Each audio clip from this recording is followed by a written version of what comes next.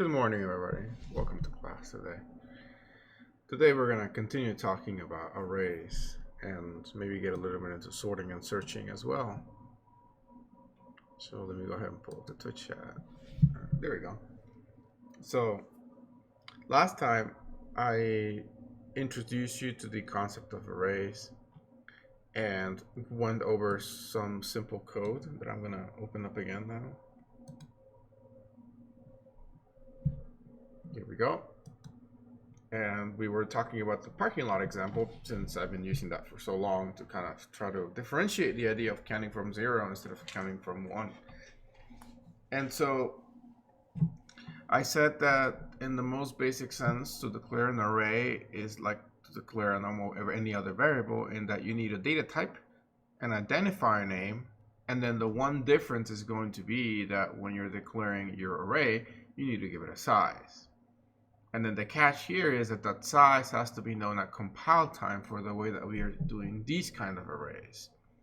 When we talk about vectors and other ways of being able to dynamically allocate the size, if we do, then we will know how to do that. But for now, we're kind of limited at that, and we don't want to declare the size of the array based on some sort of input, because that's not how these kind of arrays work. And we know that the compiler may help us out in that sense, but technically they're fixing our bad code, and that is very compiler specific.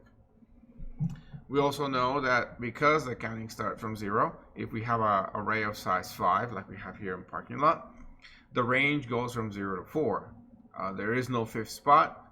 However, C++ does not have in the ISO standard that I talked about the other day, there is nothing mentioned about what happens in C++ when you try to access out of bounds. Therefore, C++ doesn't check, and the compiler doesn't check if your arrays are out of bound, and because of that, we don't know what would happen when you run the program, and that's called undefined behavior. Sometimes when you try to access things that you shouldn't, so if I try to access the 5th spot or the 6th spot of the array, which is index 5, the program may work fine. If I try to read, it will just read garbage. If I try to write to it, it might actually even be able to write to that and read to it, and I could even use it as if it was part of the array. But I could also just completely crash or get an error called stack smashing, or just simply a segmentation fault. The point is that there isn't a defined thing versus, like, if I told you, if you try to change change the value of a constant, the compiler says that's not allowed. So at compile time, if it sees you trying to change the value of a constant, then it will give you an error. That's because in the compiler, in the rules of C++, they wrote that down and they said that is not allowed. Here with this stuff, it's not, even though you shouldn't do it, it's not necessarily a rule that you can check in the program. And that's because of a lot of reasons, because it's actually kind of tricky to figure that out, whether or not you could do that. I mean, technically, you might think, well, if in a declaration I give the size, why can't I just check that any place that I'm accessing the index, that it's within bounds? And it's a little bit more complicated than that. So that's kind of what it boils down to. Furthermore,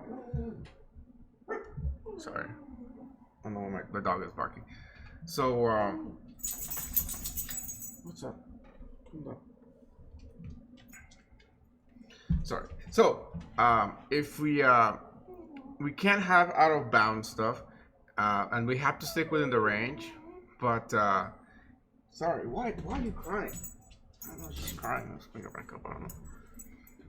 So, very distracting. So, the other thing I wanted to point out that I didn't point out last time is, well, I said you can't have negative numbers in the indices because that wouldn't make much sense. But that is the case for C++. What I want to point out is that in some programming languages, you are allowed to have negative indices. An example of that is Python. What does that mean, though? What does it mean to have a negative indices? That's like having a basement, but not really, because it's not part of the construction. Well, in the languages usually where they have negative indices allowed, it just means you can start counting down from the end of the array to the beginning. So if you have -1 index of this, so if I for some reason was allowed to say C out parking lot -1. If I had something like that, in C++, of course, this will crash.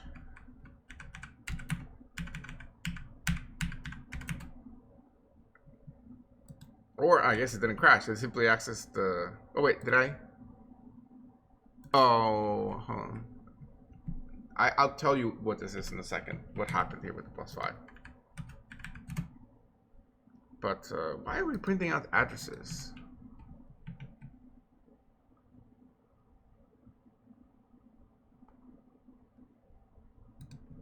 Hold on a second.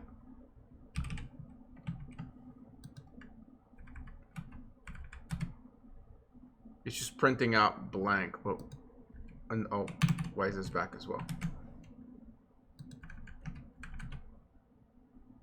Interesting. And then what if I switch it back to a 9?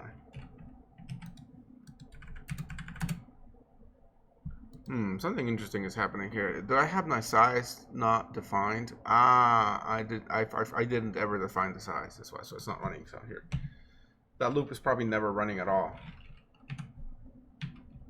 So there we go. At some point yesterday, we must have changed that, and I was showing you stuff. Okay, so here we go. Now it's printing out. So now let's go ahead and try switch this to -1 and see what happens.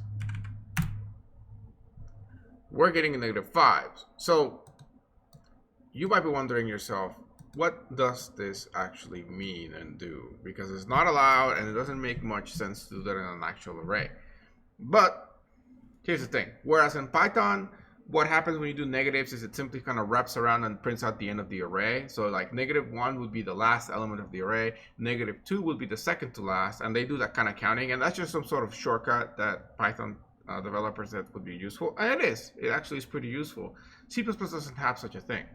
So what is happening here is the following. Internally, arrays are one little tables in memory. And as you were actually seeing there with the address, if I just print out parking lot like that without the array index operator, I get an address, and that is in hexadecimal, and that address is the location of the array. But more importantly, it's not just like, if I was to tell you that, you would want to follow up and say, okay, so the array is of size 5, and it takes 5 slots per se in memory to store, because it has 5 indices, and each indices is an integer, and one integer is 32 bits, which is, if you have 32-bit memory, you could say like it holds a slot, okay? But even if you have 64-bit, it wouldn't put, I don't think it would put 2 in one line. So either way, you have 5 slots in memory. And then which of those 5 is this actually pointing to? So that would be the real question, because like, it's nice and easy to say, yeah, it's just pointing to the array. But in practice, it has to point to some part of the array. Is it pointing to the middle, to the beginning, to the end? Is it pointing above the array to some sort of flag that says this is an array, or what? It turns out that it's just pointing to the first element.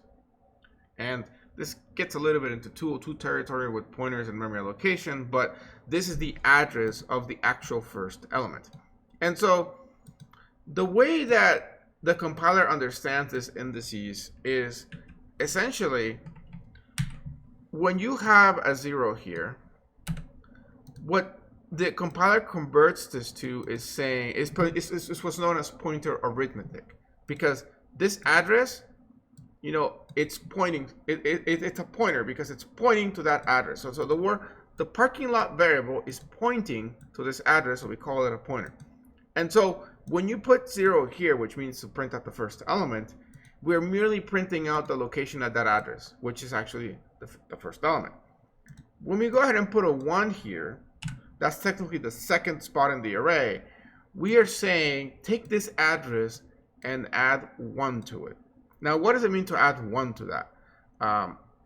Well, what it means is, this is hexadecimal, okay? Hexadecimal means that the numbers go not just from 0 to 10, but they go from 0, 1, 2, 3, 4, 5, 6, 7, 8, 9, and then you get A, B, C, D, E, and F, because that would make it a base 16. And so you get basically 16 numbers. If you think about 0, 1, 2, 3, 4, 5, 6, 0, 1, 2, 3, 4, 5. Well, I can't count because I'm kind of from 0, so it's kind of weird. 0, 1, 2, 3, 4, 5, 6, 7, 8, 9. A, B, C, D, E, F. So that's 16 numbers, even though technically the range is 0 to 15, but it's 16 different numbers. Because in our normal society, we only count from 0 to 10, or 0 to 9, which is base 10. We need to use other symbols for the remaining digits, and we just decided to use letters. That's just whatever, but imagine it that way. So don't think of the A, B, C, D, E, F as actual letters. Just think of them as symbols, as if we created more symbols than 0 to 9. So anyways, the point is that because this is kept in hexadecimal, the math is a little bit weird. So if I add 9 plus 2, in base 10, I get 11. In hexadecimal, that's not the case. In hexadecimal, 9 plus 2 is equal to B, because B is the quote-unquote 11th number of that system.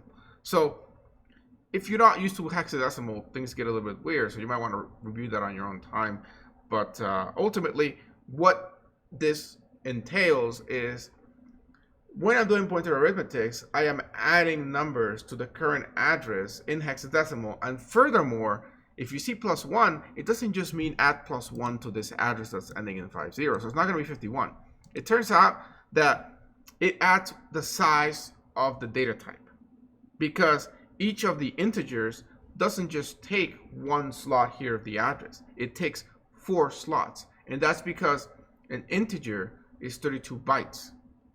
And those 32 bytes, if you divide them by 8, 32 divided by 8 is 4.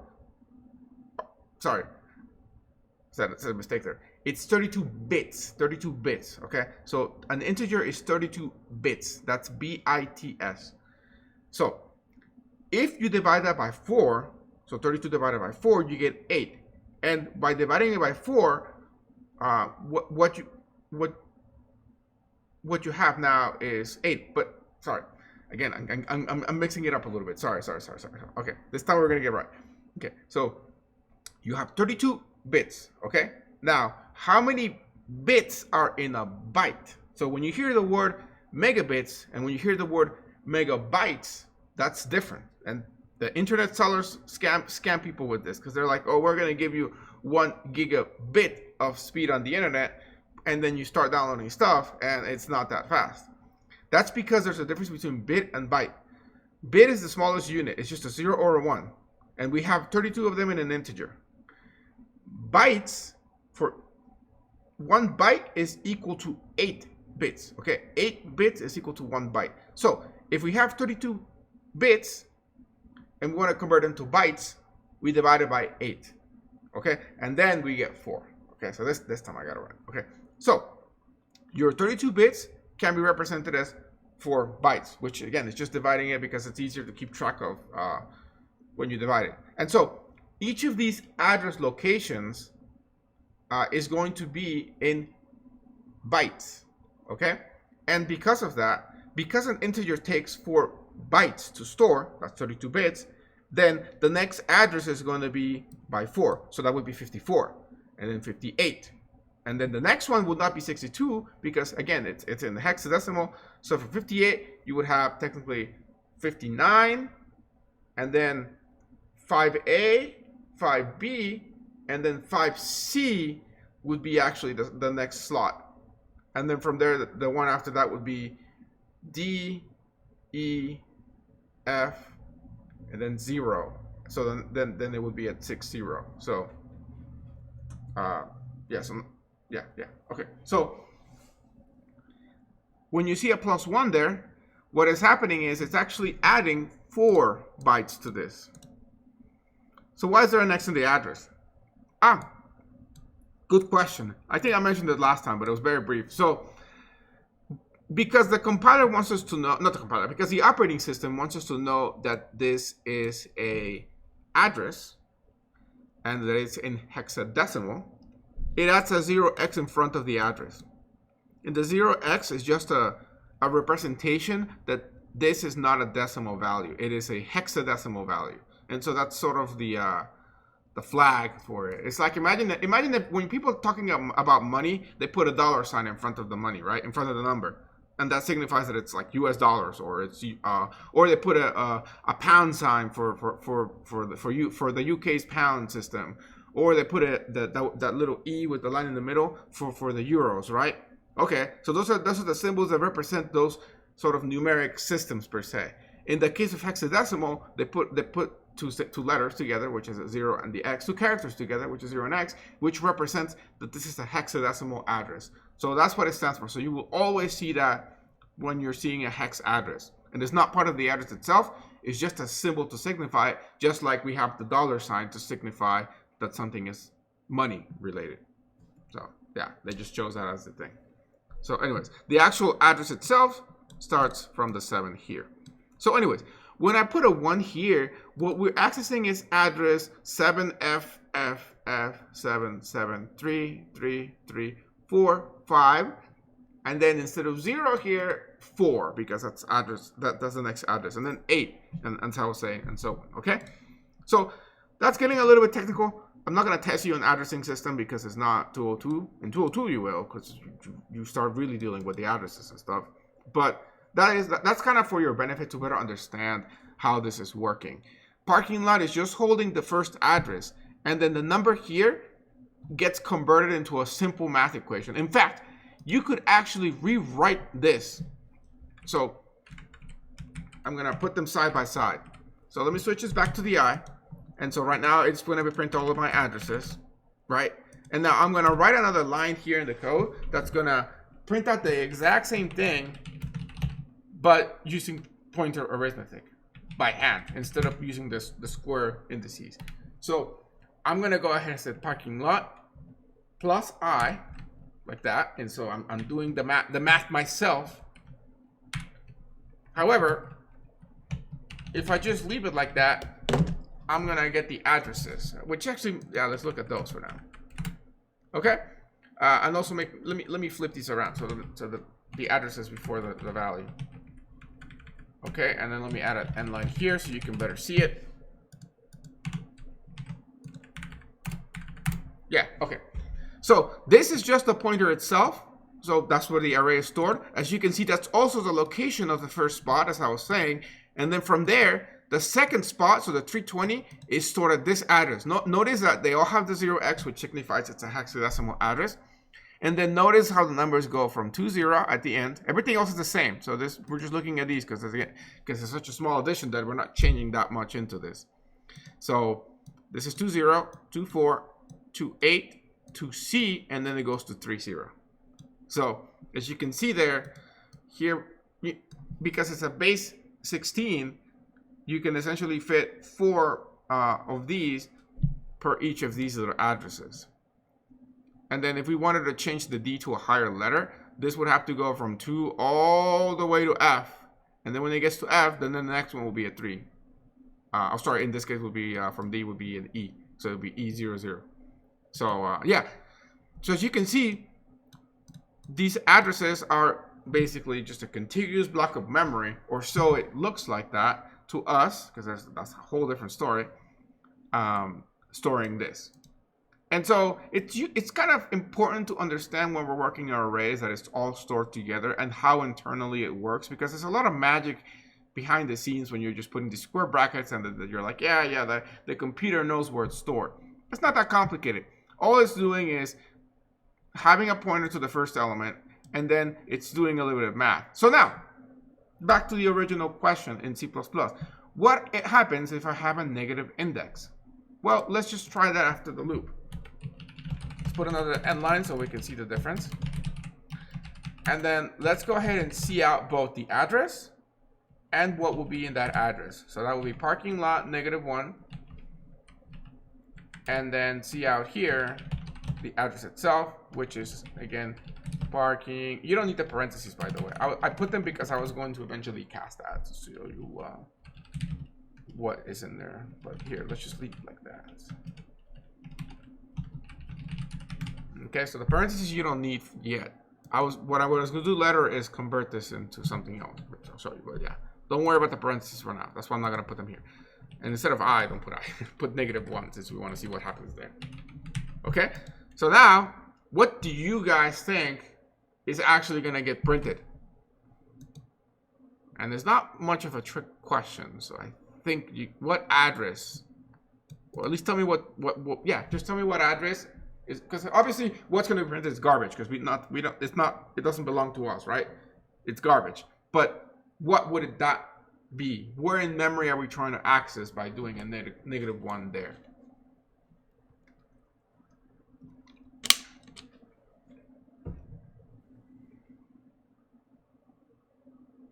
So yeah, just give it a guess.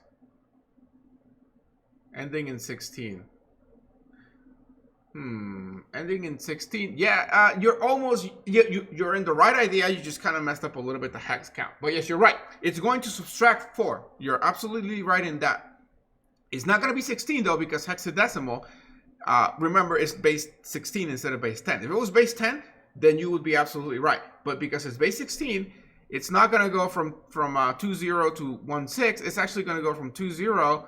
As you can see here, if you subtract 4 from a 0, you get a C. So it's actually going to be 1C. But here's the other catch, though.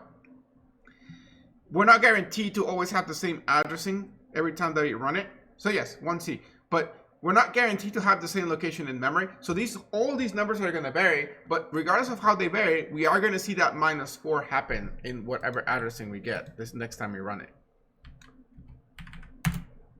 So, all right, we just ran it again, and you can notice that every time we run it, we're getting a different addressing set. This time, it's totally different spot if you think about it, because all these digits are different. But that's still okay, because you know, we have our 10 here, 14, 18, 1C, and 20. So that's where we have our 4 or 5 values stored.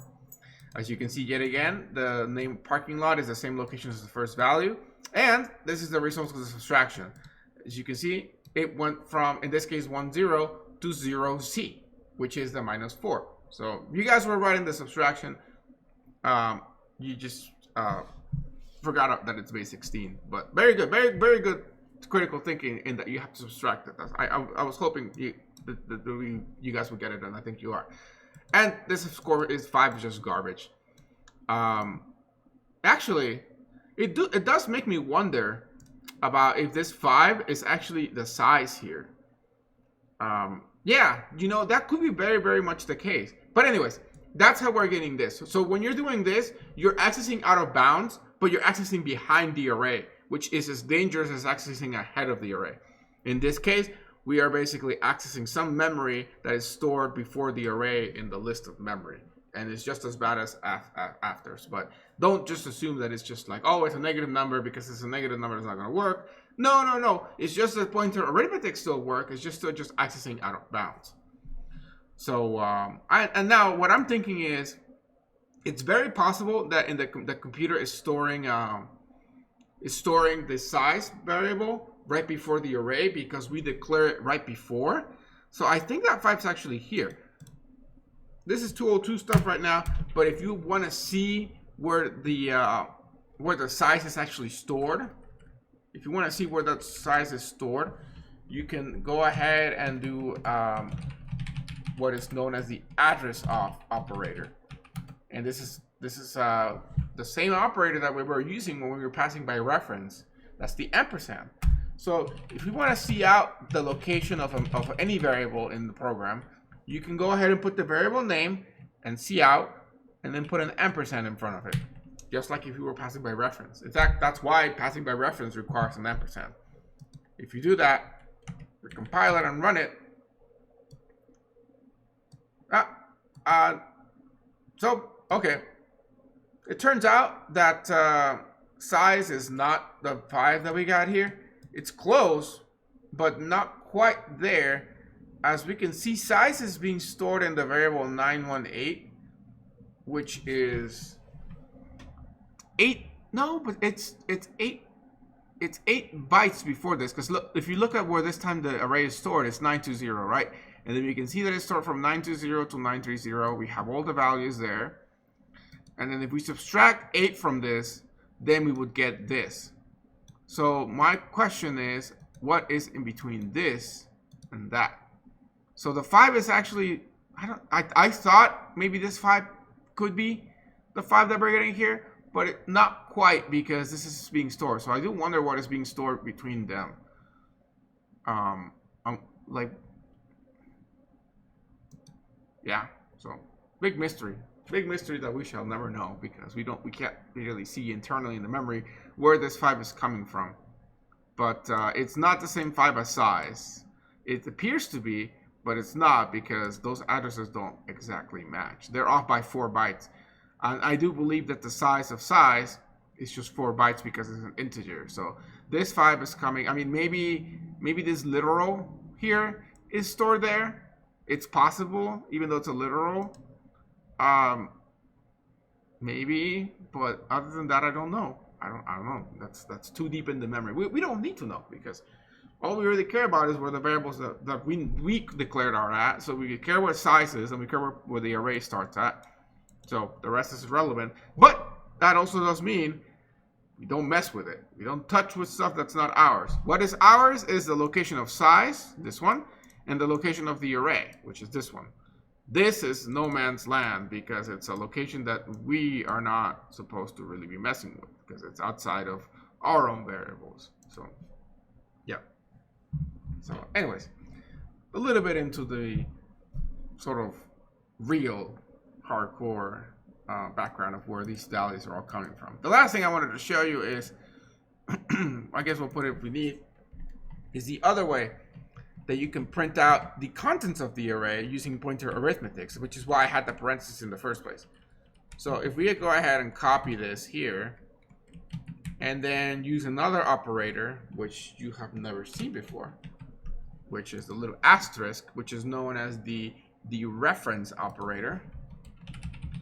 The reference operator. That one is going to kind of do the opposite of the address of. So the address of finds the address of where you are. So that's why like ampersand size works. The reference operator actually accesses what is in that address and gets to you back. So whereas this line of code was getting us the address, this line of code is going to get us the contents of the address, which should be the elements of the array, if my calculations are correct. And there you go. You can see that the array contents are printed twice, because one of them is from the old school method that we first learned, and this is from the, I guess, hardcore mode that we just learned. So this is the real programming per se of what is happening in C++. And then this is the nice format that the developers said, because they said like this is just nasty to work with, and they made it this way. And it's true, it is nasty. You might think, oh, they don't look that bad, it's just copy paste and then I can just change my eye. Yeah, it's a one-dimensional array. Once you get to higher dimensions, this code is going to get nasty, whereas this stays very clean, as we will see in a little bit when I hop into 2Ds and 3D arrays. But yeah, either one is perfectly fine. Don't try to be the fans. What would be the right term here? Don't try to show off by coding an array this way when it's completely unnecessary and you can do it this way. You're only making your code more complicated. Yes, we all know pointer arithmetic is cool, and you can access arrays this way. Unless there's a real reason to do this, then stick to this method, because it's just cleaner and shorter and nicer to read. Okay, so this is strictly for your understanding purposes. This is like when people show you the hard way of solving a math problem and then they show you the simple way. I guess here I show you the simple way first and then the hard way. But that's because the hard way is not really part of the course, it's part of 202. But I think it's a very useful thing to start learning now. Pointers is a subject that people are scared in general of. They associate it with a lot of crashing, which is true, because pointers, you're dealing with memory locations. It's very easy to screw the math up and end up somewhere you shouldn't, and then the program crashes. So they have a very negative association of that, and I try myself really hard to not have people associate that negatively, to introduce it early on, so that it's not just a shock and hit on the brick wall when you get to 202 and you get into pointer subjects. So definitely, before you take 202 on your own time, check out pointers and play with them a little bit so that you can familiarize yourself with it. But for now, for this class, This is the only sort of chance that you get to see them, and so on. But okay, so what else do I want to say about one-dimensional arrays? I guess something should go without saying, that because parking lot itself, if I just see out parking lot like I'm doing here, is an address, it doesn't make sense to try to do the following. And don't even, I guess say, don't even try it. Don't do this. First of all, that is going to try to read into an address, which is pointless. Alternatively, you could technically do the reference operator, I suppose, and then this could be actually a legitimate way of reading into the first entry of an array. Yet again, why? I ask you, why would you do that when you could just as well do this to read it into the first entry of an array? So you can read into individual indices of an array using this method here. You can do this. This CN thing will actually read into parking lot 0 spot, so into this spot right here. If you want to read into the second spot, then you can switch this to a 1. You can, of course, put this in the for loop and read into every single spot this way, and so on. But if you just do it like this, and thinking like, oh, this is going to read into all my spots in the array. No, that's not how it works, unfortunately. You can do that, but you have to hop into 202 material and overload an operator, and even then it's not quite that trivial. So yeah, you can't just do this. You have to put the index of the spot that you're reading into. And if you ever see something like this and you're like, how is this working? That's again because this is just dereferencing, and technically here is just a +0, so that's why they don't have it. So that will be reading into the first spot of the array, but doing not much more. If you wanted to still use pointer arithmetic to read into the other spots of the array, it's just the backwards of the cout of the cout statement in the for loop this way. This could actually be this is equivalent to doing this. But the only one that you're expected to know for this class is the bottom one, not the top one. This one's for your reference only. But still, you should learn it. I mean, like, don't get me wrong. If you want to program and learn how to code, you got to get into pointers as soon as possible. So definitely learn that method. But know that for testing purposes, the bottom method is only what we're going to be officially covering, because that's what this requirement says. So, yeah. Okay. So that's how you access into individual indices, and you don't want to access the entire array because it doesn't work. The same can be said about if you're assigning something. So I can assign stuff to individual elements here. I can still yet again use my weird pointer arithmetic. So I could totally replace this by this, and that would be okay. That would work just fine for assignment. Yet again, why? I ask you, would you do that when this is perfectly fine and better looking? So stick to that. What you cannot do is, yet again, you cannot just go ahead and do this. You're trying to assign to a pointer, which is holding just an address, a value.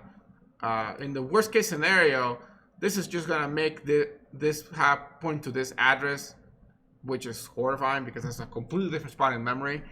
But in the best case scenario, hopefully your compiler will just warn you that you're trying to modify an address, which I do believe it will. Let me just try it.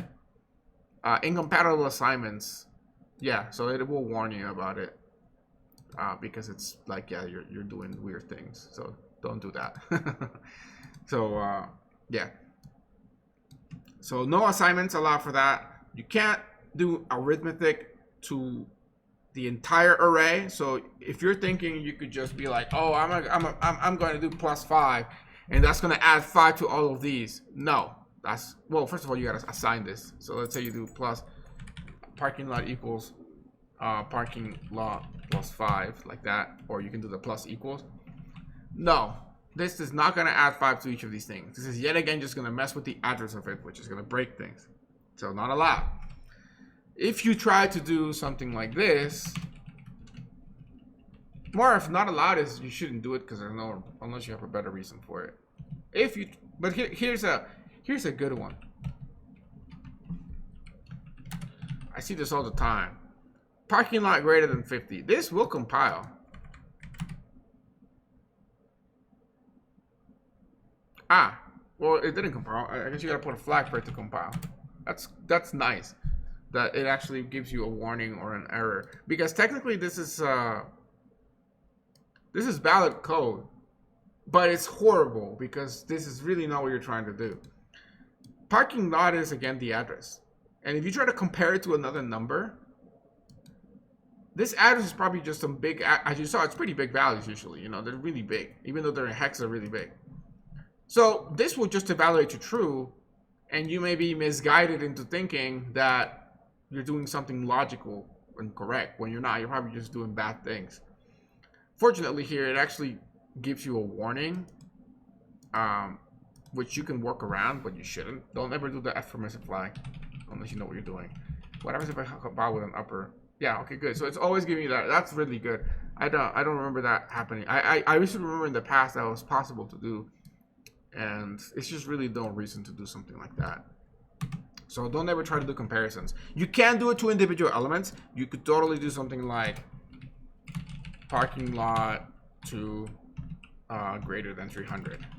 And is that the case? No, it's false because this is 120. So you can do that with individual. So wait, what I'm trying to say is, once you access an individual index of the array like this by putting the identifier, the square brackets, which are the array subscript operator or array index operator, and then you put a value inside of that, whether it's a variable or a literal, because you're just accessing, that's okay to put a variable, as we did with the I here.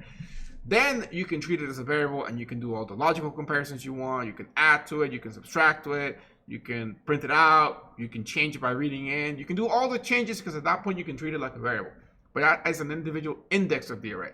Don't try to do that the same thing to the array as a whole, because that's not going to work. Okay, so that one more thing that I would like to show you for arrays is going to be, what if you want to pass an array to a function? Since we've been talking about functions already, it may come a situation where you want to pass an array to a function. Okay, furthermore, remember our ARGC and ARGB here? And then depending on the day, I have written it like this, but you can also write this alternatively like this. And both are perfectly fine. I just, the reason is because at the end of the day, like I said, these arrays are just pointers. Oh, we have a question. If you did need to increase each by 5, would for I equals 0, I is less than size, I plus parking dot equals... Yep, that would 100% do it. Yes. So if you want to increase by 5, you could do it right in here in the little for loop that is going the size of the array. Like you said, parking lot I plus equals 5, and that would indeed increase it. You can see it here. I don't know if I have working code because I've been messing with so much stuff. 26, line 26 here. That's just a random comparison. That's not going to do anything. The answer to that is just going to fall into the way. You can see here. See, all of them got increased by 5, and I actually got assigned to there because I'm outing the parking lot after. So yeah, you're right. So yep. Well, good. Okay. So we want to show you how to actually send an array to a function. So let's go ahead and make a function. Call it void foo, or actually let's call it print array. So let's go ahead and make a function that will do what we were doing before, which is just print an array. Of course, this function requires the array to print, right? If we just say an integer like that, this won't really work because that's a single integer. So how do we pass a function to the, how do we pass an array to a function? Quite simple. All you gotta do to get this working is put a little square brackets there. And now you're in business. So if we go ahead and copy our for loop in here, we can even get rid of it from main now because we're not doing anything there, and we can just call the function print array. Oh, and I guess this is the other trick. To pass an array as a parameter to a function, you don't have to put the square brackets. You just have to put that pointer address, which is merely just putting the name of the array like that, and that will pass that address here. This address will be passed. However, I guess we need another parameter because here comes the problem.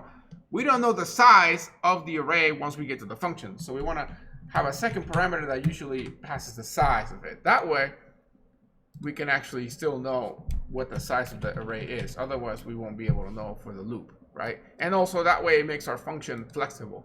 We don't hard code that size here. So that way our print array function can be added to a little library that we have. And we know that it'll always work as long as we pass the size. It'll work for any array of any size as long as you pass the size. So it's a good thing to have.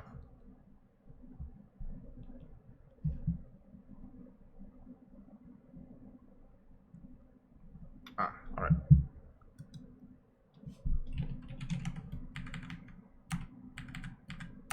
Okay, so why did that even compile? I did not change the name here.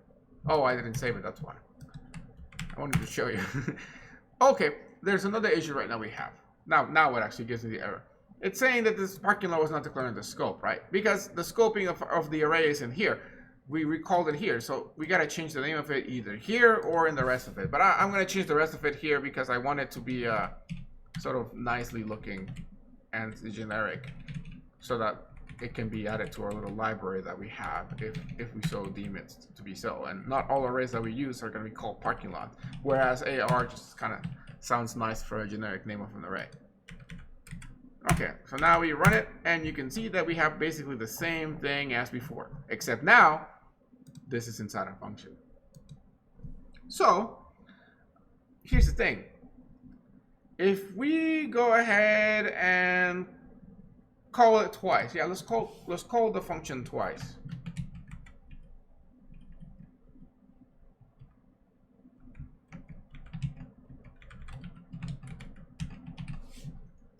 Want to show you something important here. So, can you see that? Let me make sure you can see it. Yeah, okay. All right, so here's the thing. Remember pass by reference and pass by value? They're both making a copy, right? But passing by value is making a copy of the actual data. Pass by reference is making a copy of the address of the data. That way, when you modify the variable inside of your function, it's actually modifying the original source of the data, which means that it is like a permanent change, right? So if you modify a parameter that is passed by value, it's just modifying the local copy, and the original one on the wherever the function was called from is not touched. Whereas pass by reference with a little ampersand is actually modifying the original data, and that's useful if you want to return stuff that is more than just one thing, right? Because we can use those parameters to return data. We went over that. Check out that video if you don't remember. So here's the thing about arrays. You can't pass them by value. They're always passed by reference. So arrays are always passed by reference. Why? Because all you're passing when you pass the array is the address of the array. And that's the original address of the array. So that's the real array, the one copy that exists in the memory. That's what you're passing into the function. As you saw, that's what we're passing here. So when you go ahead and modify the array in the function, it is going to modify the original array. In fact, what we are doing is known as a shallow copy of the array, because technically we're just copying the pointer that is pointing to the beginning of the array. And so that's why we modify everything. If you want to ever make a complete copy of an array where they're just two complete separate arrays, that is known as a deep copy. And for that, we need to declare two arrays and then have a for loop that individually copies every element, and that is called a member-wise copy. So again, shallow versus deep copy is more of a 202 thing. But the whole sort of discussion behind that is that if you pass an array to a function, be aware that you are passing just a reference to the array, and you're just passing the reference to the beginning of the array, meaning that anything you do to the array in the function will permanently change it. So like, check it out here. We started out with 400, and then because in the function, thanks to the question, we added +5, you know, I basically was showing you, here's the array, here's adding 5 to each element of the array, and then here's printing it again to confirm that it got changed, right? That's a permanent change to the array. And so the next time we run it, so because I ran the function twice, you can notice that it has the updated values. It has 405. So that was a permanent change. And yet again, we're adding more 5 to that. So now it's 410. So you can see all these have increased again. And this started at 1 and now it's at 11 because it went plus 5, right? And so that's a permanent change to the array. And if you're still suspicious that this is only happening inside the function, then I can just go ahead and see out here, just so you can believe me. Let's go ahead and see out one of the values of the array. Maybe the last one, because we just talked about the 11. So yeah, let's just see out parking lot 4. And you will see that that will hold 11. So maybe we'll put something in here to more easily identify it. We'll say question mark and then that. So that way we'll see a little question mark before it, because the code is getting kind of big, so we might miss it. There you go, question mark 11. So that means that the array was indeed permanently modified. And as you can see, the next time we called it with another function call, we still got the updated values, and yet again in main, we still got the updated values. So that started out as a 1 and got increased twice. So beware of that, because you might think, oh, I'm passing the array by value, and then you're modifying the array, and then you come back to main and you notice that the array was permanently modified, and you're like, oh no, panic. It's a normal behavior. If you need to modify an array and not modify the original one, you need to pass by, you need to make a deep copy within your function or before you do the function call. Yes, so yet again, yep, very, very good. Well, yes, I guess what you wrote is right, but here, let me write it, let me write the thorough code. So let's just put the code here in main. How about that? Maybe at the end of this, make a deep copy. So deep copy,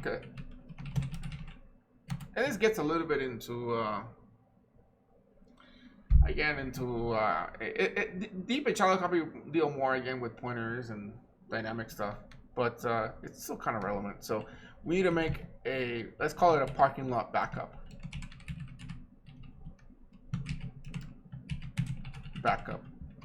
Like that.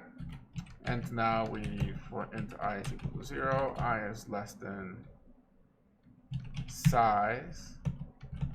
Oh, thanks. Thank you. Yes, definitely let me know whenever I do that, because I do it once in a while. For int I is equal to 0, I is less than size, I plus plus. And so now we can go ahead and do parking lot backup. I equals the original parking lot, the OG, like that. And that is our deep copy. Now let's go ahead and actually move this before the function calls, right? Because we want to, we can get rid of this random code here. That way we have the copy before we start messing with it. And then at the end of this, let's create a secondary print array function that doesn't mess things up. We'll call it the clean print array. And that one we're just going to print once. So let's go ahead and get rid of all the other code. Like that. And then line afterwards. I also want to add an end line to this one, so that I can remove a bunch of end lines that I have here. Like get rid of this one. Get rid of this one. And I think that should be good. Oh, well, we gotta call the function, so we'll do that at the end. It's called clean print array, and then we're passing it the parking lot backup, and then the same size variable, since the size is the same for both arrays. And then let's be good programmers and have return 0 here. Oh, I'll scroll down. Okay, so yes, all I did was call the function and put return 0. All right. So now let's go ahead and run this. So as you can see, well, you can't see the copying because there's no cout statement. But when I call the new print array function, you can see that it still has the old values, the clean print array. And I can actually call maybe the clean print array on the other one, on the other array. So you can see how the other one, clean print array, parking lot, and size.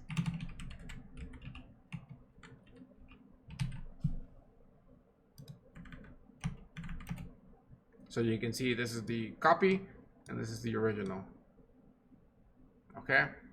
And now let me go ahead and comment this out.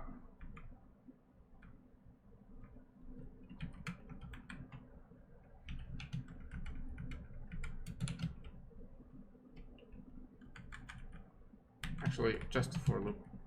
Oh, this is overkill. Hold on, let's just here. You only really need to comment that. The for loop won't do anything, but I don't want to. I want to prove a point here. So this is the shallow version of this. If I just do this, parking lot backup equals parking lot. If I just do that, and I'm thinking, oh yeah, this is gonna copy my entire array over. GG easy. Invalid array assignment.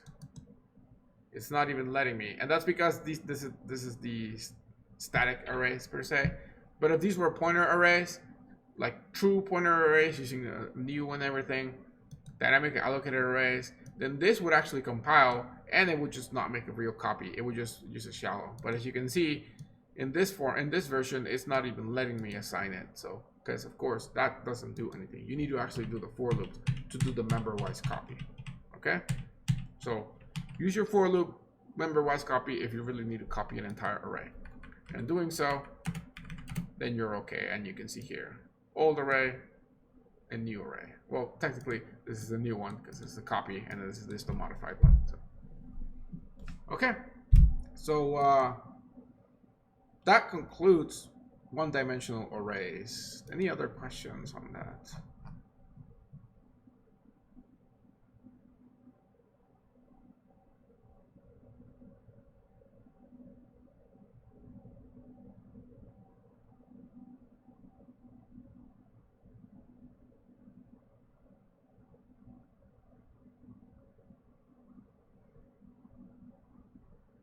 Let me know if there's any questions. None.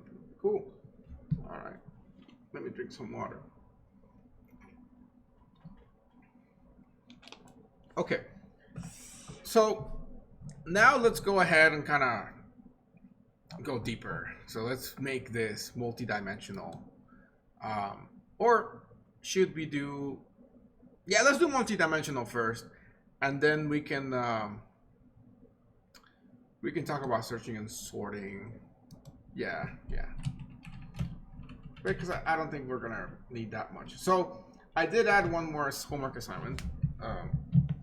You're making a little. That one is I am reusing the homework assignment. I think it's 9, which won't be due this weekend. That'll be due the next weekend. Right now, this weekend you have 2 assignments. You have functions, and you have arrays.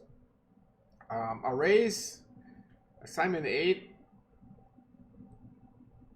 is pretty tricky, so definitely get started on that. Yeah. Yep. Okay.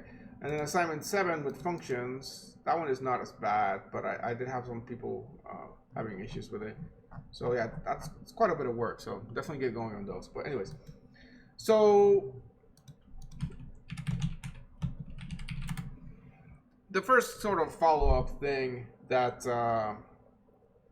that you should wonder yourself when you're thinking about arrays is, can I go further? You know, I have one dimension, but what if I want to have a grid system with rows and columns? Can I do that? And the answer is yes. Yes, you can. You can do that in C++ very easily. All you gotta do for 2D arrays, and this of course will make the pointer arithmetic that we talked about kind of nastier. In fact, here, let me actually let me make a new program because I like that example. So we're gonna call it 2D array.cpp.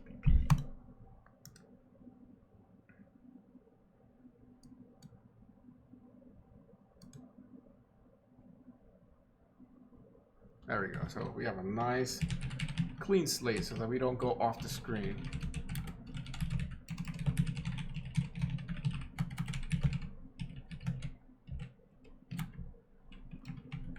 And I think now, by the way, you better understand the ARGB and ARGC part of this, because this is actually an array up here. It's an array of pointers, but that's okay because we already kind of talked a little bit about what pointers are. So when you're doing the command line arguments, hopefully this makes sense as to why, if you want to access the second command line argument, you put a 1 there, which is basically getting you that. So I think stuff is making more sense. I mean, if you think about it now we know why the return 0 is here. Now we know what these things mean and how parameters work. Now we know why the int is here because it's a return type. We know that this is the curly brackets here indicate the beginning and closing of a function. We know that this is a library. And yeah, this I kind of just briefly said about the namespace stuff and scope rest.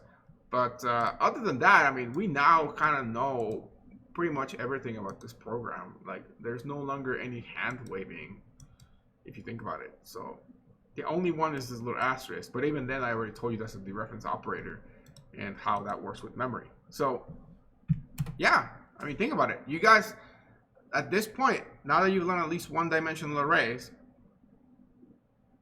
you can do anything you want. You can code just about anything, which is why I am going to be reusing my old assignment 9, which is you get to code a little battle royale game, which should be pretty fun. So yes, I think most of the people who have taken me before have done some sort of iteration of that. So we'll see how that goes. Yes. Okay, so suppose that you wanted to make a 2D array using just 1D array system. Okay, before I show you how to make a 2D array system, how could you do that? Well, quite simple, really. For that, maybe let's jump into the iPad.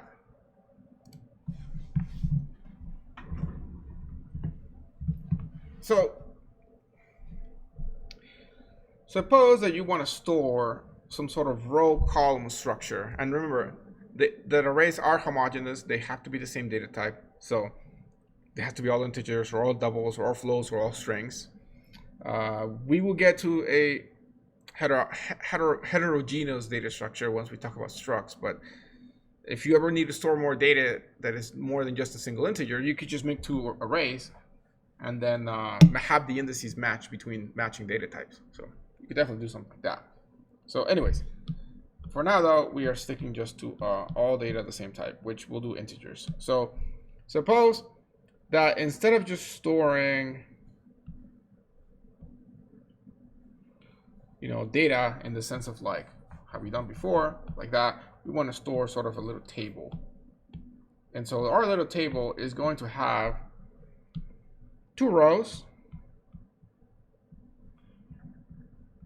and 3 columns. Okay? And so what are we storing in this? I don't know. The kill-death ratio of 2 players in a video game. Yeah, let's go ahead and do that. So this is the number of kills they have. This is the number of deaths, and maybe the number of points they score in the match. Yeah, sure. And then this is player 1 and player 2. So player 1 was really rocking it, and he got 30 kills in the match and only died 15 times and scored 300 points. Player 2 was not doing too well. He only got 18 kills, but he actually died 21 times. But, you know, he still scored a decent 160 points. Okay, and you could have maybe additional players, right? So if you want to store this sort of data in your program, you can. The easy way would be a 2D array, but we're going to use a 1D array to store this. And we can do that. We just have to keep track of the size. So what we can do if we want to store this in a 1D array is we can call the array whatever we want. We're going to call it just a score or scoreboard, which I'll just abbreviate to just S to just make my life easy. So we declare an array S, and let's make it of integers, since these numbers can be stored in an integer. So int s, and we're going to make it of size 6 because that's the number of slots that we have, right? And so now what we want to do is even though the size is 6, we want to keep two variables that sort of allow us to sort of figure out the rows and columns, okay? Because we know that indices 0, 1, and 2, you know, well, okay, I guess this brings up another question that we want to talk about. Do we want to store this? Because we need to flatten the array. So here, let me visually show you what I'm trying to do. We have the array like this. What I want to do is I want to, okay, it's not gonna work. Oh, that's not gonna, hold on. Let me do something to this to make it work. I guess I gotta do this to it.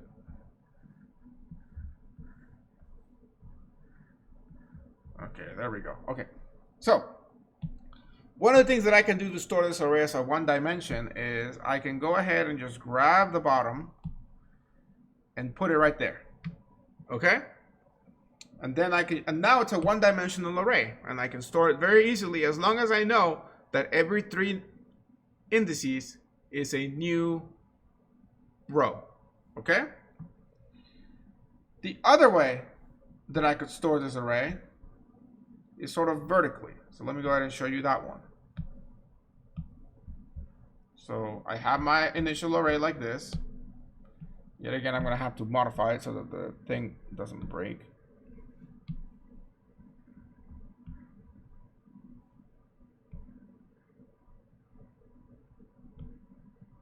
Okay. The other way that I can store it is I can take what I have now and then basically drag them down and put them like that.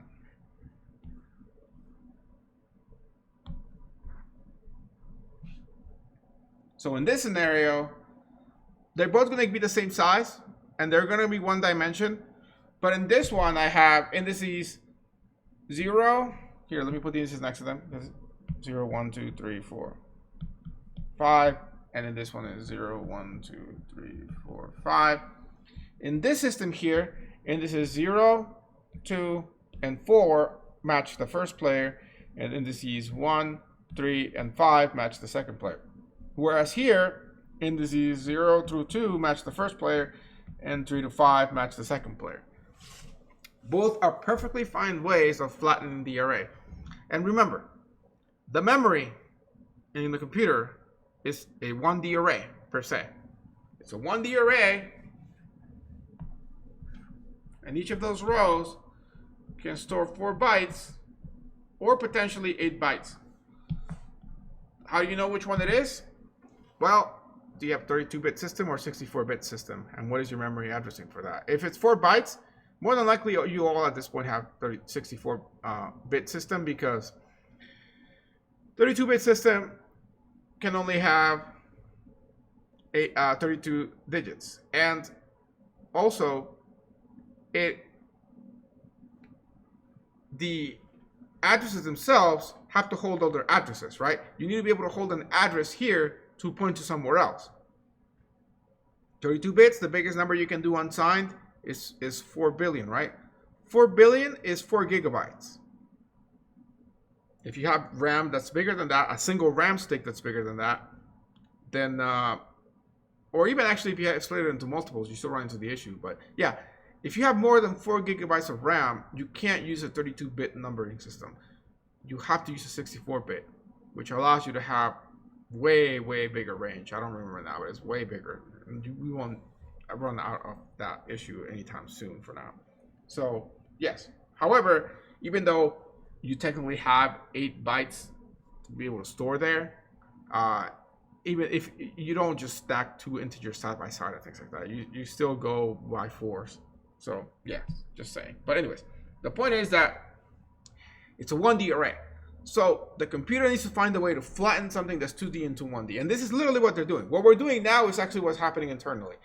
But which one does it do? It strictly depends on the programming language. Some programming languages are row major, and some programming languages are column major. And what that means is when I show you the system for doing 2D arrays the easy way, the way that actually gets translated and stored will depend if the programming language uses row major or column major. So which one does C++ use, and which one does other languages use? So I have here, I was trying to find it again. I have a little page that has a chart of programming languages and which method they use.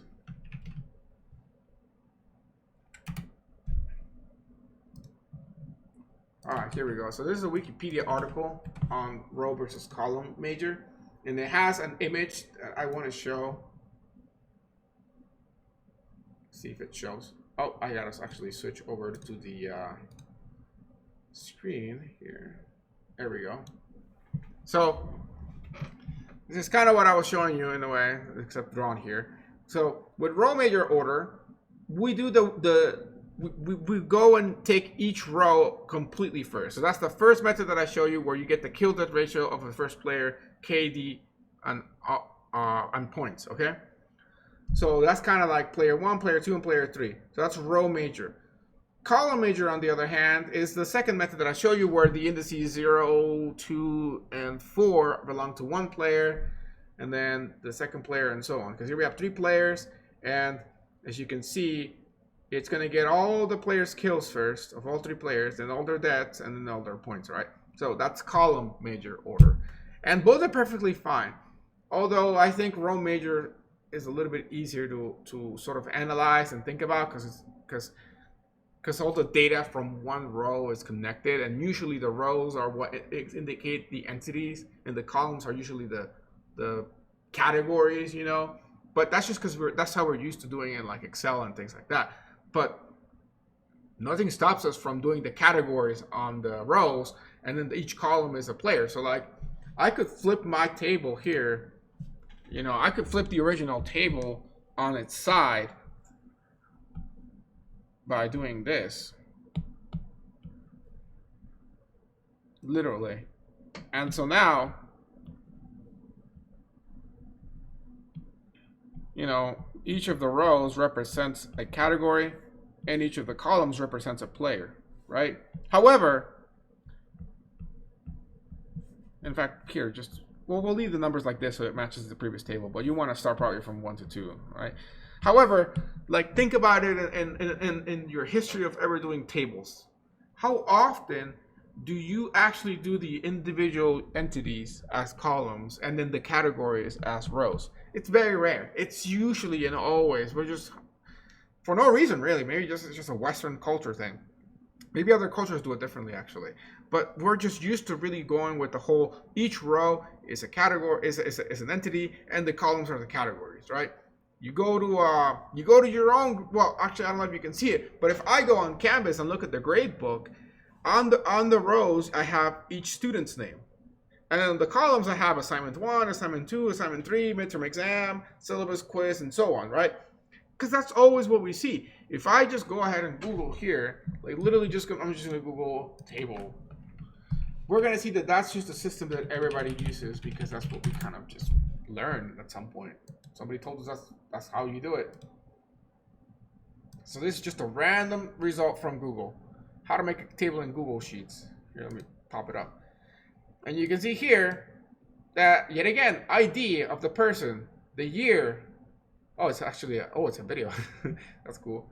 But yeah, you can see here the sales region or whatever, annual revenue, and dollars or something. I guess they're actually making this look pretty or something, but they're wrapping the text. But yeah, you can see that each of these is an ID of something, and then we have all the categories and columns here, and each of the entities here. So that's what we are used to doing. So in a sense, we think about row major. I don't know what that means. Yeah, I don't know what that means. But yeah. So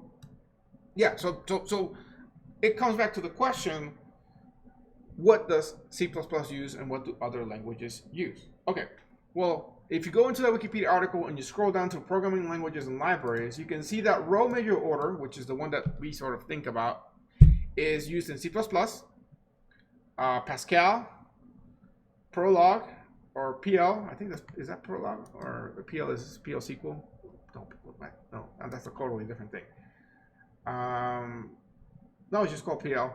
And then column major. Java isn't showing up here, but I'm like 99% sure Java is row major. Oh no, actually it says down here. The Java is neither. Is it neither or neither? I don't know. Neither row major or column major apparently. So interesting about that. But column major languages are like Fortran, MATLAB. So MATLAB, that one language that I keep talking stuff about because it starts arrays counting from 1. That one is column major. Octave is a free version of MATLAB essentially. R, which is a rather interesting language. And then the other ones you guys don't know probably. But yeah, the C and C++, Objective-C, Pascal, they're row major. So you can see some languages do it one way, some languages do it the other way. But again, it doesn't matter because that's how it's internally storing it. Whereas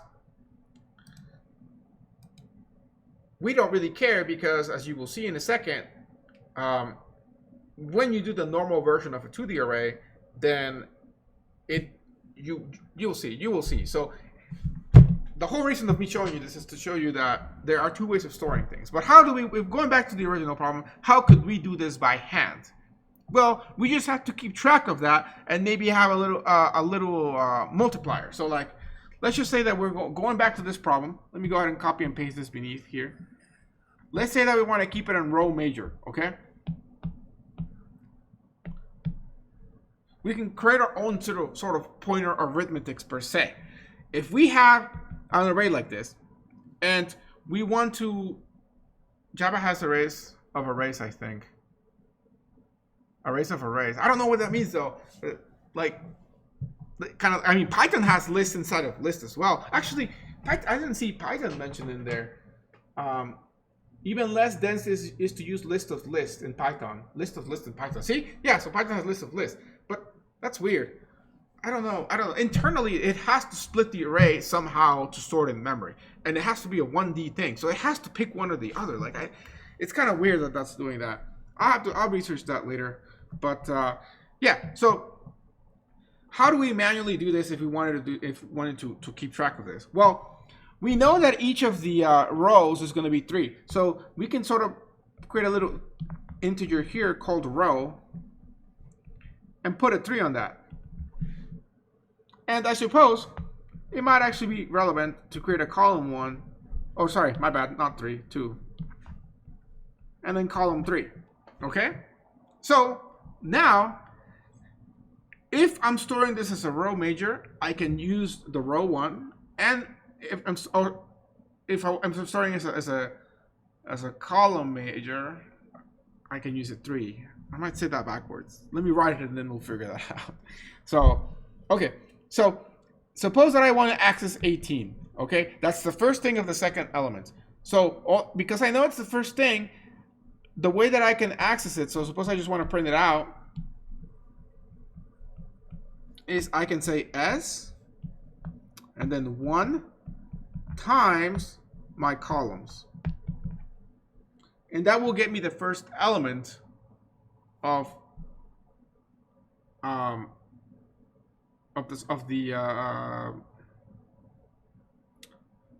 the first or the second player, actually, because it's multiplying it times 0. So of the second player, So the 18, that will give me the 18. If I wanted to get the 30, this would be a 0. Yes. Okay. Cool. So now I can, if I just want to insert a bunch of players' kills, I can put it in a loop here, and that could be my I variable. Okay. If I wanted to say put in all the deaths of each player, you know, if I want to do that, then all I have to do is add 1 to this whole thing. You know, I can add 1, and now I was going to add all the deaths to each player and so on. So I can have some nasty way of keeping track of things, but and then of course when I store this initially, I just go ahead and store this, and this, right? So you can do all of these magic to store things. But now I think you guys got the point that this can get a little complicated. So let me just show you the easy way of doing this, all right? Multi-dimensional arrays is called. Well, that's just anything is multi-dimensional array. That's more than one dimension. So that doesn't tell us much.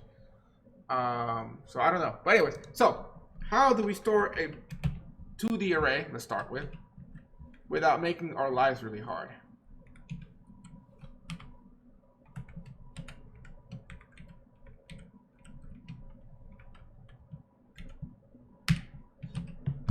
There you go. That's it. And then we don't have to suffer.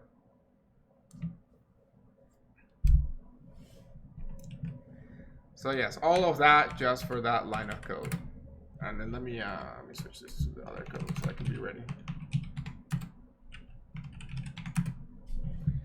You just put as many square brackets as you want. You can make as many dimensions as you want. So let's go ahead and insert our KDR to this. In fact, I keep saying KDR because it's kill death ratio, but here it's kind of like KDP because it's kill death and points. So KDP. Let's go ahead and insert our data into it. Actually, the way that we have it now, I think maybe we want to flip this around this way.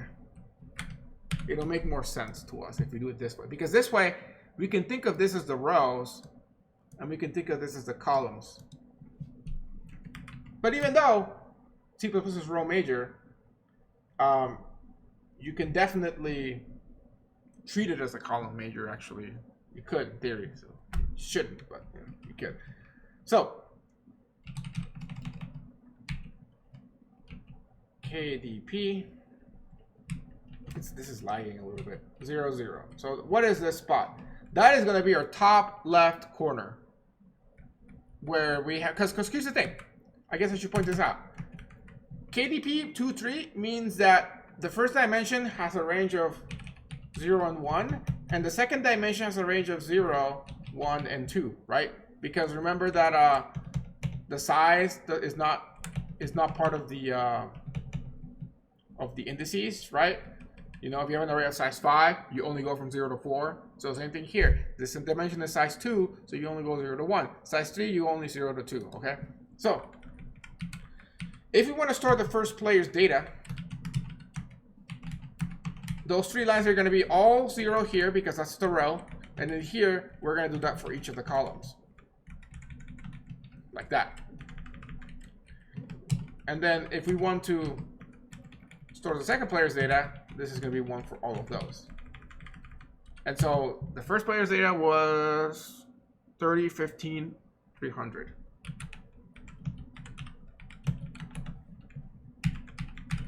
The second player's data was 18, 21, 160. Okay, there we go. And even though nothing's going to happen, it does compile. So the data has been stored. We just can't see it yet. So let's go ahead and write on main, but then we'll convert it into a function, a program, or let's write some code that will print out this sort of nicely. So we will use our for loops. However, we are going to need a nested for loop to get to the second dimension. This is lagging a lot. It's like really delayed when I'm typing. It's weird. It's making me typos and everything. Okay. And by the way, you don't need, although you should, but I'm not gonna put them just to make a point. You don't need the curly brackets in this case because there's only one line of code inside of the loop. Arrays in Java are literally arrays of arrays. Well, yeah, that's what you said in Twitch.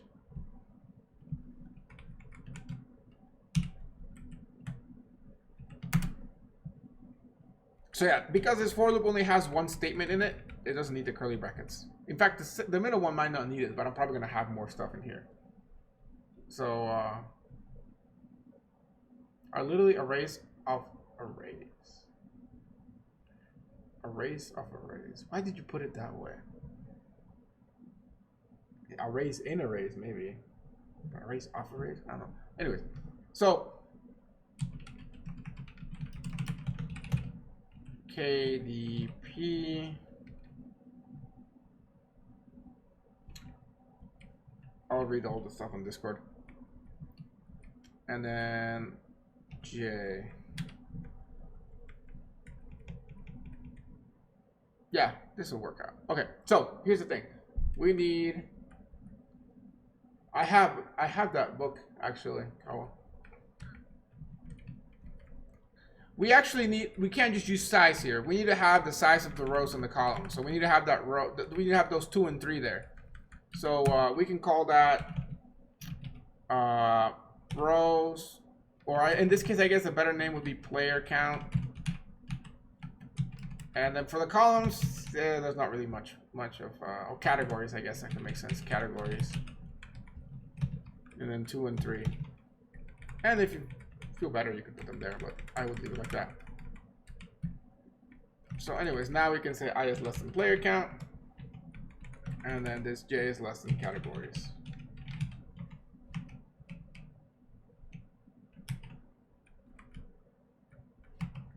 So if I just do this, this will just print out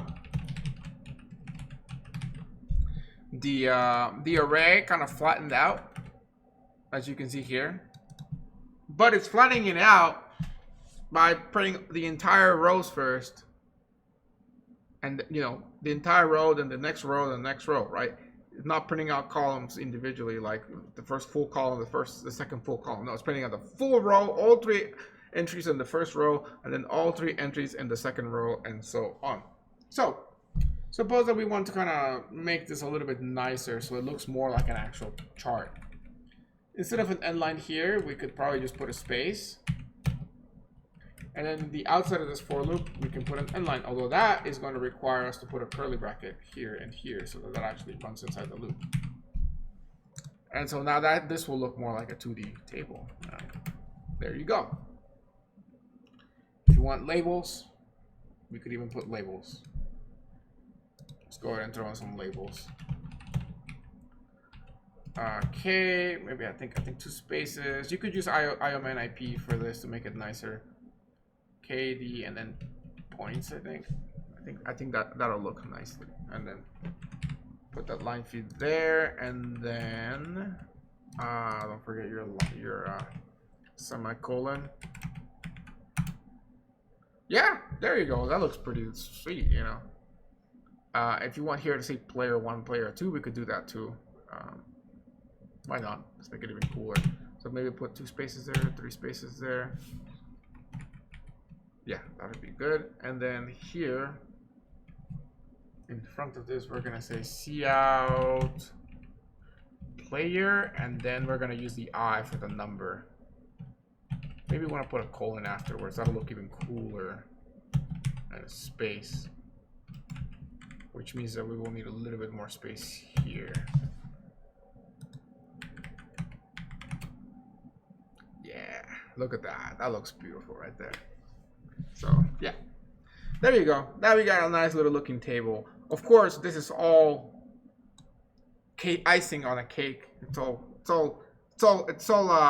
what do they call it? It's all for show, because in reality, this is just being kept like this, just flat out like that. But there's a lot of sort of nice wrapping to make it look like this, and we can treat it as such. So yes, this is how you make a 2D array. Pointer arithmetic wise, if you want to convert this into pointer arithmetic again, it gets kind of nasty. Let's see if I can access the second. If I can just print out the 160. Let's see. KDP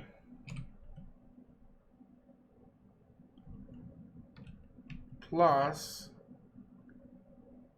1 times 2, and then put this all in parentheses, and then put the dereference operator, and then do that. And maybe that's right. I don't know. shoot. I got an address instead of an actual value. Why? KDP 1 plus 2. Why did I get an address? I put the dereference operator. Let's put another dereference operator. Maybe that'll do it. No, that did not do it. That did something bad. Here, let's just try printing out the first value. That should print out the first element. But it's printing an address. Why is it printing an address? Think for a second. I'm thinking it has to do with the fact that it's a 2D array, so it's doing something to this. But if I put another asterisk, is it gonna... Oh, okay, there we go. So I guess we'll need the second asterisk there. Internally, this is storing it as a pointer of array. Oh, that's weird. That is storing it as an array of pointers. But don't even remember what I said. Okay, but anyways, now that we know that this works, if I go ahead and add 1 to this, technically, okay, let's just try. Let's just add 4. Or if I want to access the last element, let's add 6 to this. Okay, let's add 5 to this. Oh, okay, I see what's happening here. This is adding 5 entire arrays. I think that, so if I add 1 to this, is it gonna print the 18? Yeah, so it prints the 18. So it's going by blocks of entire columns when I'm doing this. I don't know if you guys see that. So as you can see, this is not an easy task, which is why I'm not testing you on something like this. But you should probably know this for 202. So if I want to access, if I want to shift this any further,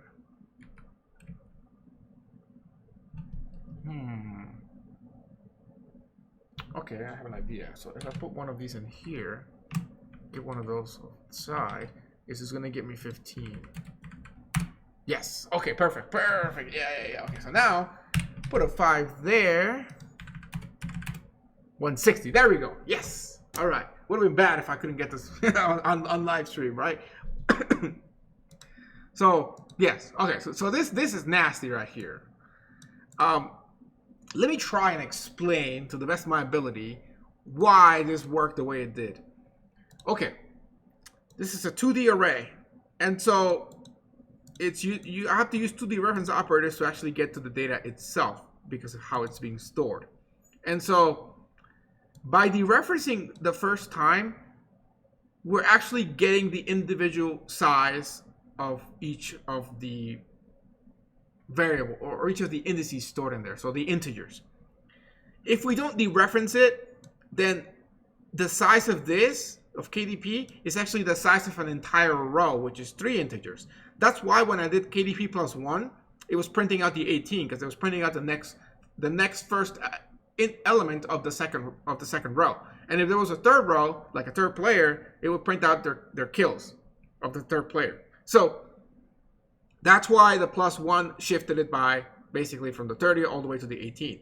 So by dereferencing this here one time, I am now not accessing an entire row, but just a single value, the 30. And then I can just do my good old pointer arithmetic and add 5 to it, which just basically shifts it down all the way to the 160 here, because you go 1, 2, 3, 4, and 5.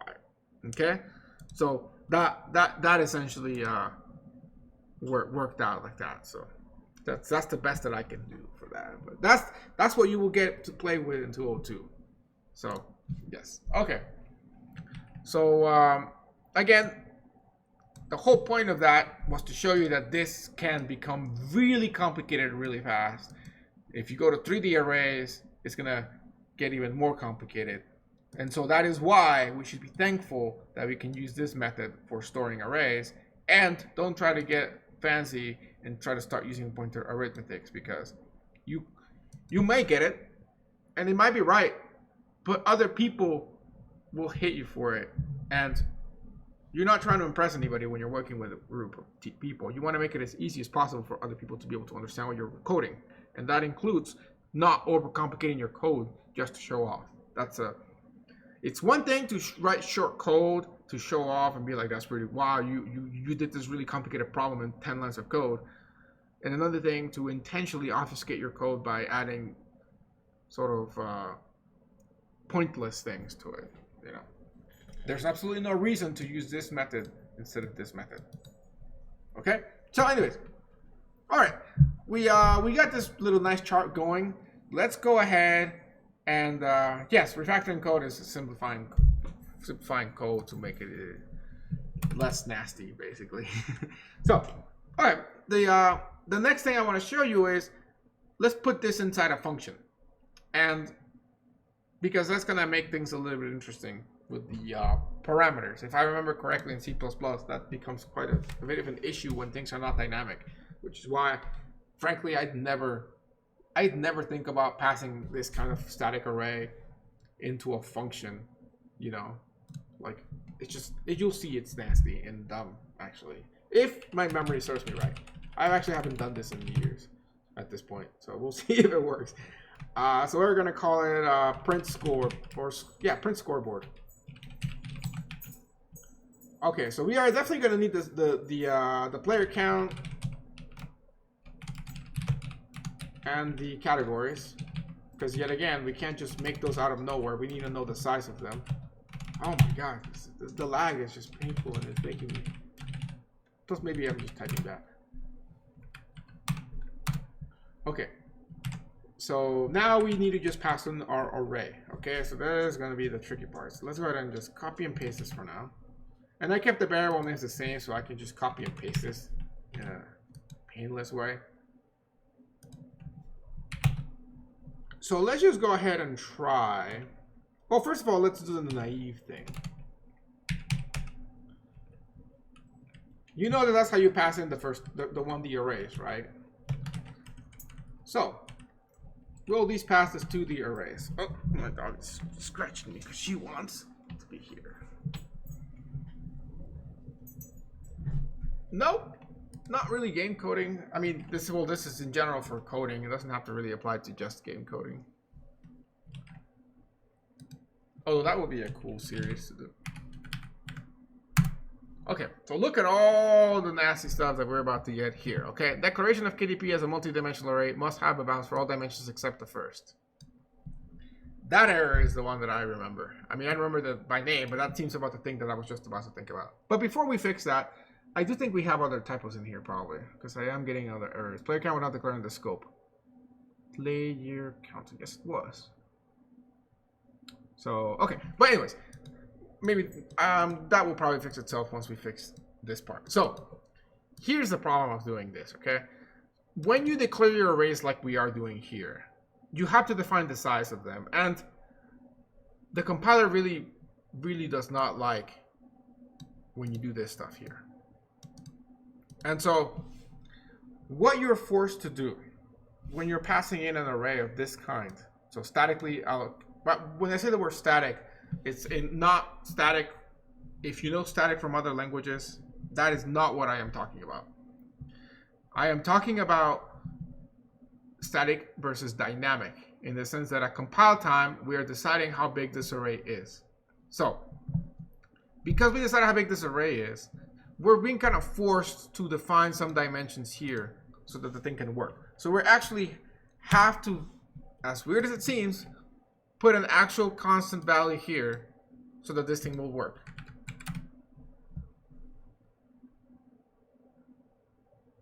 Oh, I think it's the other way around, maybe. That's what maybe you have to put it on this dimension. So maybe this is be like that. Or it might be in both, actually.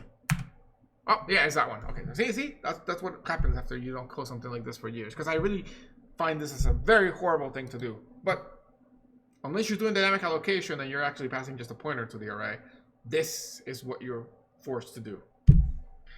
And I hate this syntax. Like the fact that you have to put in a constant literal there that is actually the size of that, and it has to be I mean, you could use a define, so you can totally use a define like this and call this what does that stand for? The categories. define categories, and then put a 3 in there. You can do something like that. We'll just, this is bad naming convention, but just for the sake, so this compiles. You can do something like that, and you kind of work around the problem by doing that. But frankly, it's just terrifying that you have to do something like this, where you have to specify a dimension in there, and you have to do this for all dimensions except the last one. Now that I've kind of remembered. So if you have a 3D array, you would have a third dimension here with some other value. So you need to have that dimension defined, this dimension defined, and the only one you don't need is this one. Solution to not doing all of this, if you actually, I mean, yes, in this class, CS135, you are kind of forced to do it in this method, just because, unless you know it better, then feel free. But the real solution when you're coding is you want to just dynamically allocate an array. Use a pointer, you pass a pointer to this, and then you can do it like the way we were doing it with a 1D array, where you just pass in the array name, and then here you don't have to do any of this. You just put the dereference operator. So this is an unfortunate, I don't know if the right term is, crutch for this. So yeah, okay. So I don't know what else to say about that, other than that's kind of what you got to learn to do for the Battle Royale assignment when you're dealing with the 2D arrays. So, by the way, that Battle Royale assignment, that's not due this week, it's due next week. And what you have to do there is you have to code a top view sort of, there's no movement in the players because you guys don't, I don't want to get too complicated, but you have players that spawn, and then there's no, I don't think there's any player movement in that iteration of the assignment, but you have a storm that is closing in, and you got to detect when players have been engulfed by the storm and killed. So pretty cool assignment. I'll talk about it maybe on Monday, since it's not due this weekend. This weekend you have to worry about your other assignments. So any questions about this nastiness? I suppose we never actually called a function, so let's go ahead and call the function to see it. I'm a professor at the university, so this is a university class that I'm going over. Doctor, PhD in computer science.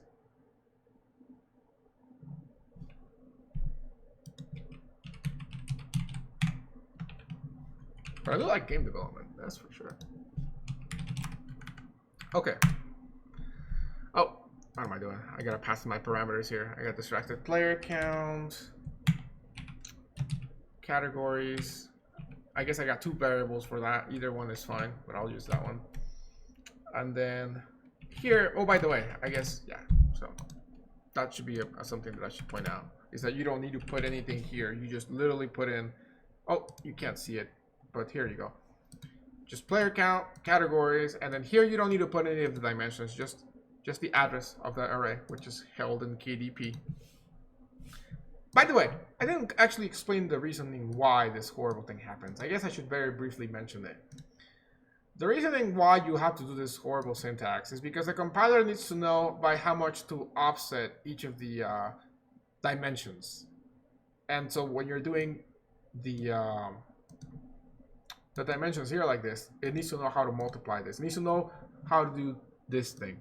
And it can only figure that out if you're giving it this dimensions. And it's just dumb. But it's probably the least liked thing of C++ in my opinion. But as you can see, it works fine. It printed the same thing twice. One of them is coming from main, the other one's coming in from your function.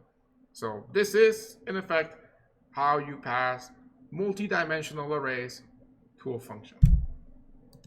If you wanted to do a 3D array, as I said, all you gotta do is add more square brackets. So I'm going to be using tons of ints. Let's throw in a float. Let's just call it R. So dimension 1, maybe 5. Let's make a cube. 5, 5, 5. So now it's like a little cube. And that is how you declare it. Of course, if you want to, now you need a 3 levels nested loop, IJK per se, and then you can initialize it. So we can do that. pretty quickly here.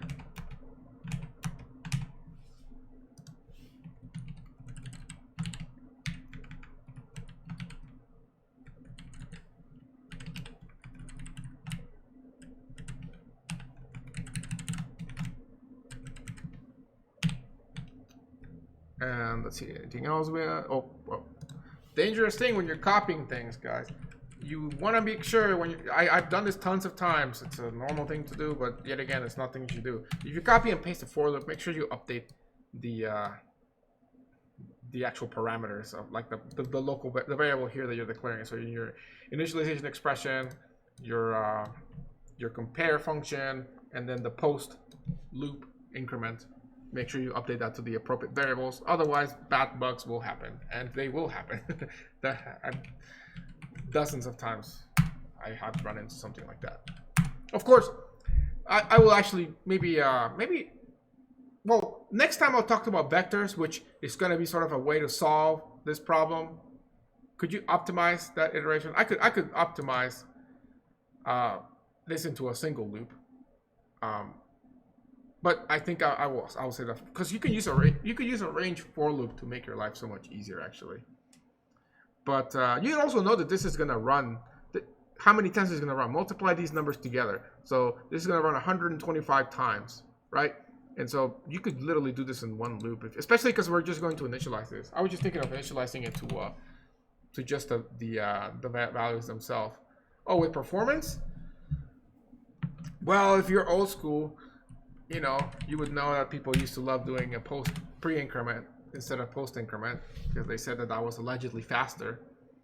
And if you were doing dynamic allocation, you could use something like calloc instead of malloc for actually initializing and allocating at the same time.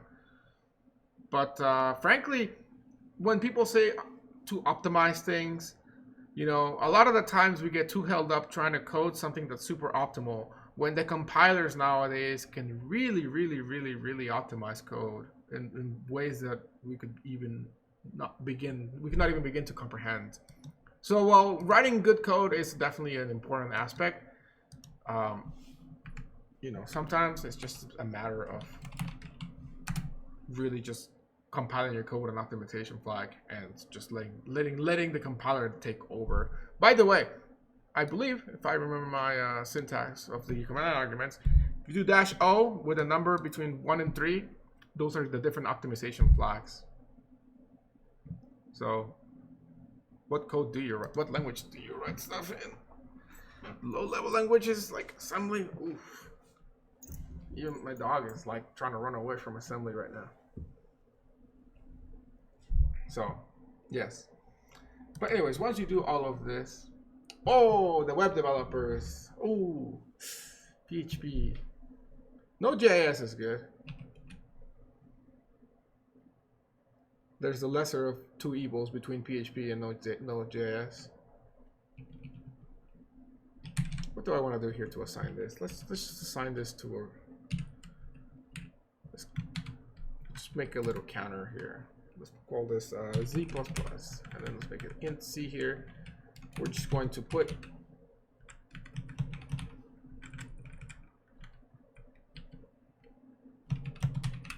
like that. And then let's make another loop that just prints it out for us.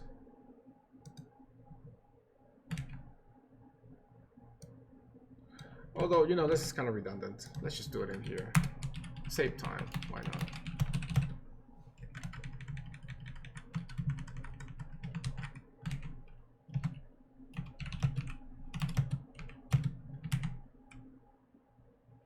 Okay, maybe we want to do this then, so that we can put an end line.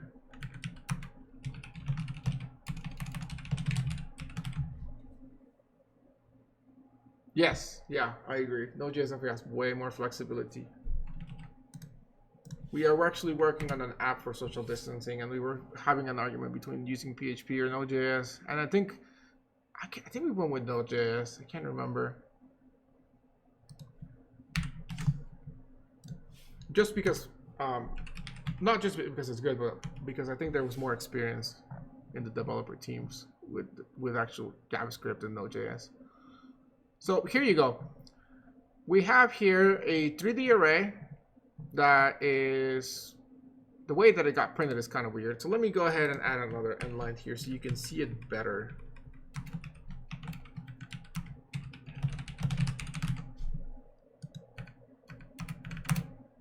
There we go. So we have an end line outside of each of the loops. And as you can see here, we have a 5 by 5. So remember, this is a 3D cube. So you could think of this as the innermost dimension. And then this is the middle sort of dimension. And this is the outer dimension. But it kind of goes back and forth because this loop is going like this. So each time you see a line feed, you're seeing it after 5 digits because that's the inner dimension.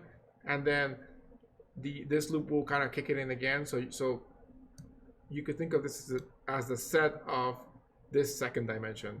And then when you see the bigger line feeds here, it's kind of the outer loop. So the outer loop is running 5 times. So these are the 5 blocks. You have 1 block, 2 blocks, 3 blocks, 4 blocks, 5 blocks. So that's the outer dimension as a whole. And that's why those line feeds show up.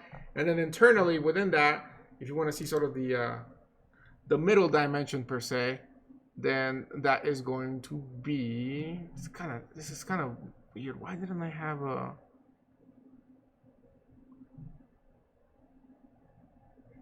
it's not the best of images, but anyways, you can see that it's going to 125, which is 5 times 5 times 5 essentially. So that's as best as we can do this without spending some time to nicely format it. So are there any additional questions about arrays? Can we move on from arrays? I mean, we're kind of running out of time because at 11, we're calling it for a day. But anything? Let me see if there's anything that I can think of that I would want to know if I was just learning an array. Let's see if anything on the notes here.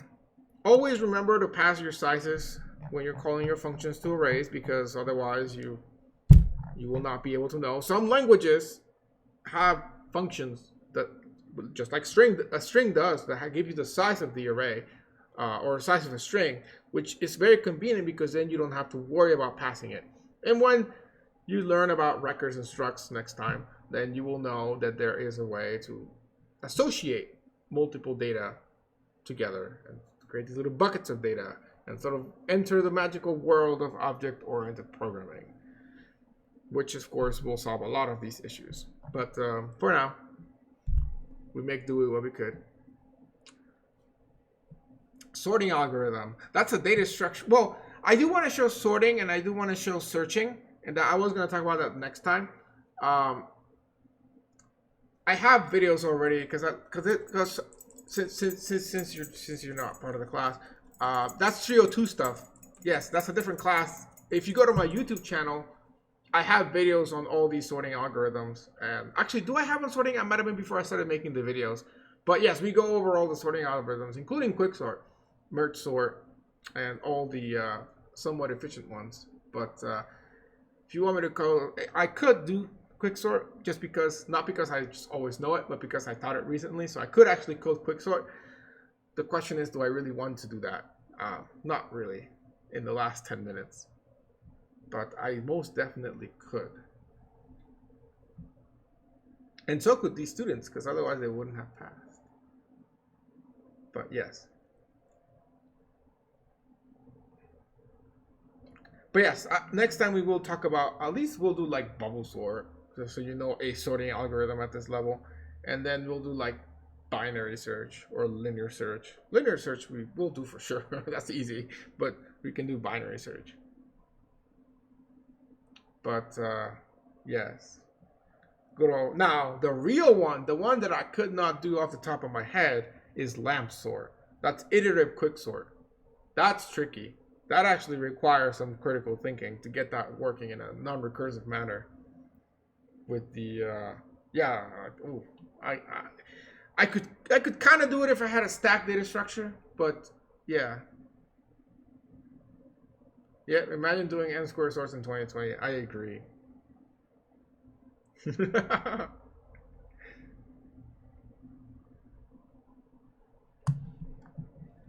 well, that's it.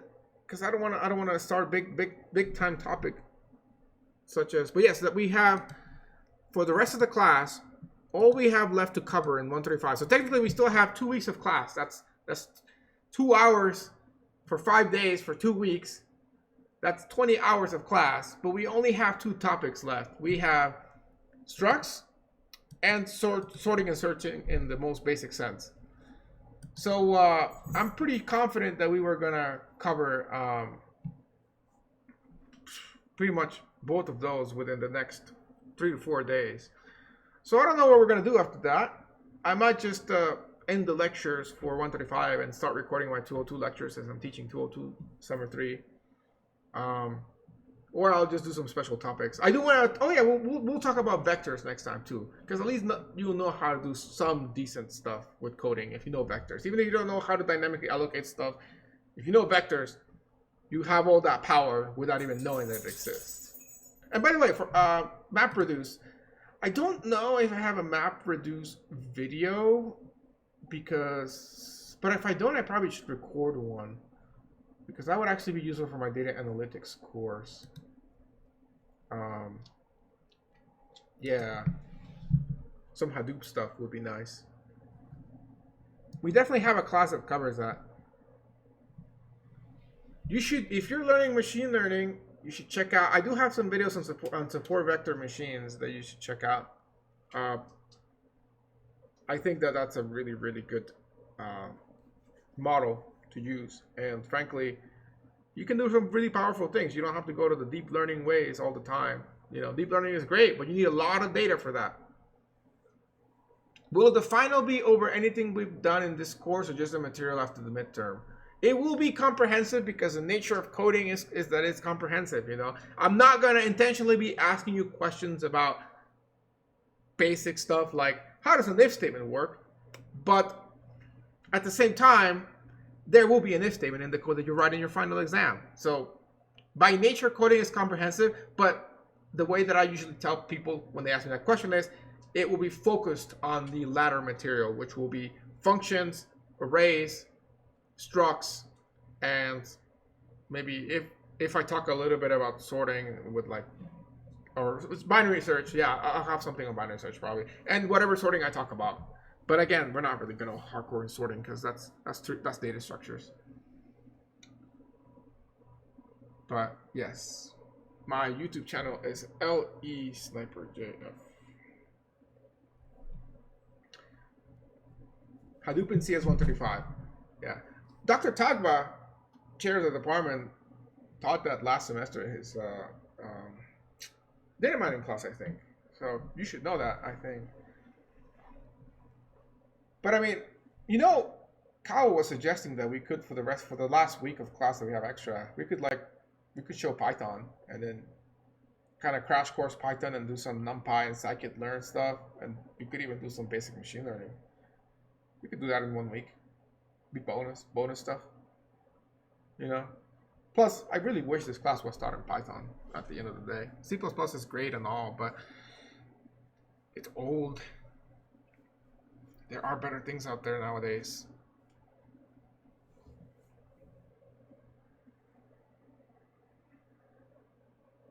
Python is old, but at least it's getting more popular. And if you're doing big data and machine learning stuff, Python is either R or Python is going to be your route, you know, where you want to go to do it, to do that kind of stuff. I mean, or if you want to be crazy, you can do MATLAB, but no. I learned machine learning with MATLAB, and it was not fun. Not fun at all. It's nice because of the linear algebra stuff, but you can do the same stuff with NumPy. My first language was C, I think. Maybe C++. I don't know. I really don't know. I don't remember. All right then.